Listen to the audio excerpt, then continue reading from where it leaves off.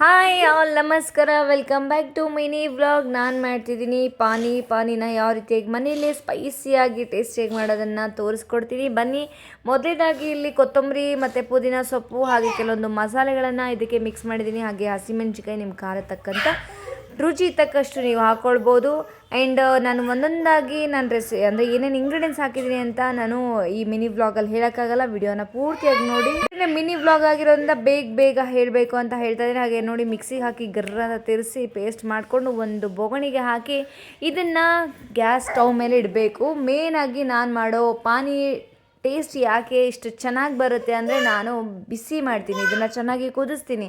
ಹಾಗೆಯೇ ಇಲ್ಲಿ ಕೆಲವೊಂದು ಮಸಾಲೆಗಳನ್ನು ಬಳಸಿದ್ದೀನಿ. ಆ ಮಸಾಲೆಗಳನ್ನು ಯಾವುದು ಅಂತ ವಿಡಿಯೋನ ಸ್ಕಿಪ್ ಮಾಡಿದೆ, ಏಕೆಂದರೆ ಪಾನಿ ರುಚಿಯಾಗಿ ಆಗಬೇಕಂದ್ರೆ ಈ ಮಸಾಲೆನ ಆ್ಯಡ್ ಮಾಡಲೇಬೇಕು. ಬನ್ನಿ, ಇಲ್ಲಿ ನಾನು ಆ್ಯಡ್ ಮಾಡ್ತಿರೋ ಮಸಾಲೆ ಮೊದಲೇದಾಗಿ 1.5 ಸ್ಪೂನಷ್ಟು ಬ್ಲ್ಯಾಕ್ ಸಾಲ್ಟು, ಹಾಗೆ 1 ಸ್ಪೂನಷ್ಟು ಆಮ್ಚೂರ್ ಪೌಡರ್, ಹಾಗೆ ಅರ್ಧ ಟೇಬಲ್ ಸ್ಪೂನಷ್ಟು ಚಾಟ್ ಮಸಾಲ ಹಾಕಿ ಚೆನ್ನಾಗಿ ಕುದಿಸಿದ್ರೆ ರೆಡಿ ಆಗುತ್ತೆ ಪಾನಿ. ಜೊತೆಗಿಲ್ಲಿ ಬೇಯಿಸಿಟ್ಕೊಂಡಿರೋ ಆಲೂಗಡ್ಡೆ, ಬಟಾಣಿ ಹಾಗೆ ಕಟ್ ಮಾಡ್ಕೊಂಡಿರೋ ಈರುಳ್ಳಿ ರೆಡಿಯಾಗಿದೆ. ನಾನಂತೂ ತಿನ್ನೋಕ್ಕೆ ರೆಡಿಯಾಗಿದ್ದೀನಿ. ನೀವು ಕೂಡ ರೆಡಿಯಾಗಿ. ಆ್ಯಂಡ್ ಹೇಗಿತ್ತು ಅನ್ನೋದನ್ನು ಕಮೆಂಟ್ ಸೆಕ್ಷನಲ್ಲಿ ತಿಳಿಸೋದು ಮಾತ್ರ ಮರಿಬೇಡಿ. ಆ್ಯಂಡ್ ಇವತ್ತಿನ ವ್ಲಾಗ್ ಇಷ್ಟ ಆಗಿದ್ದಲ್ಲಿ ಲೈಕ್ ಮಾಡಿ, ಕಮೆಂಟ್ ಮಾಡಿ ಹಾಗೂ ಶೇರ್ ಮಾಡಿ. ಮತ್ತೊಂದು ವ್ಲಾಗ್ ಜೊತೆ ಭೇಟಿ ಆಗ್ತೀನಿ. ಅಲ್ಲಿಗೂ ಬಾಯ್ ಬಾಯ್.